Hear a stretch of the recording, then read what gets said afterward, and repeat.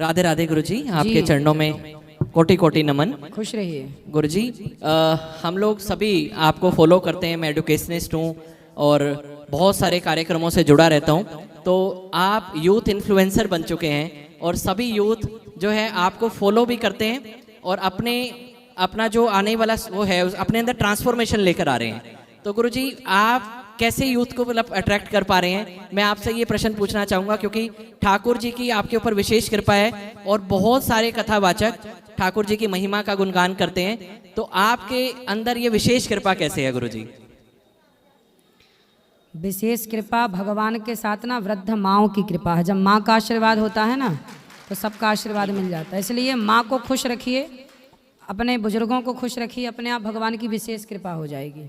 290 वृद्ध माएँ हैं ना जो यहाँ पे, हाँ जी। उनके चरण जब दबाते हैं तो उनके रोम रोम से आशीर्वाद निकलता है। वो आशीर्वाद फलीभूत तो होगा, व्यर्थ तो जाएगा नहीं।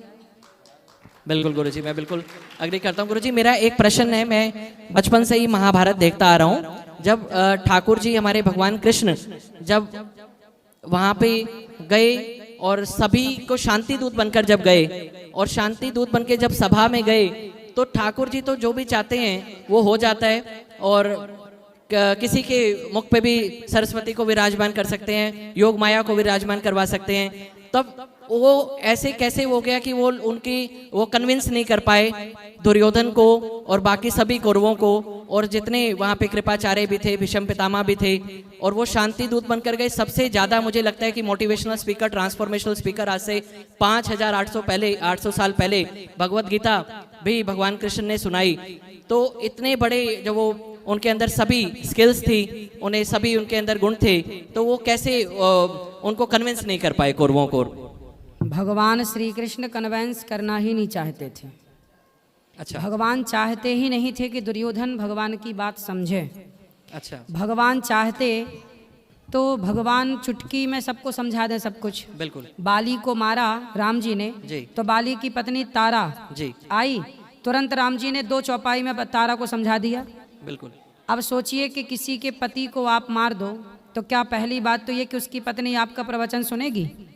नहीं सुनेगी। बिल्कुल। लेकिन राम जी ने तारा को चुटकी में समझा दिया। समझाना चाहते थे पर भगवान श्री कृष्ण ने दुर्योधन को नहीं समझाने गए तो थे, अपनी तरफ से पूरा प्रयास किया, लेकिन विनाश काले विपरीत बुद्धि, जब नाश मनुज पर छाता है पहले विवेक मर जाता है।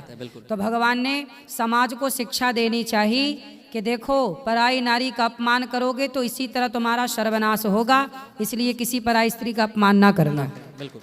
समाज को मैसेज देना था।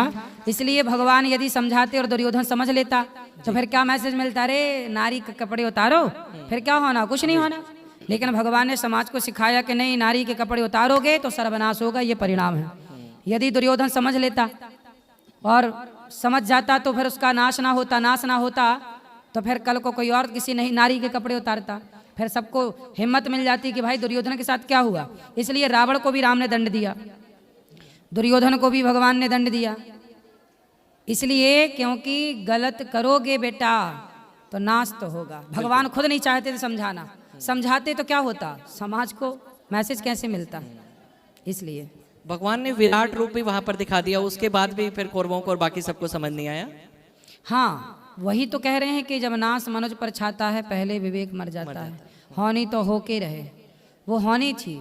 भगवान सब कुछ दिखा रहे थे पर भीतर से भगवान ही नहीं चाह रहे थे कि ये लोग समझें। ठीक है गुरुजी, राधे राधे। ये प्रश्न का उत्तर मिल गया, धन्यवाद। आ गए इनके पति।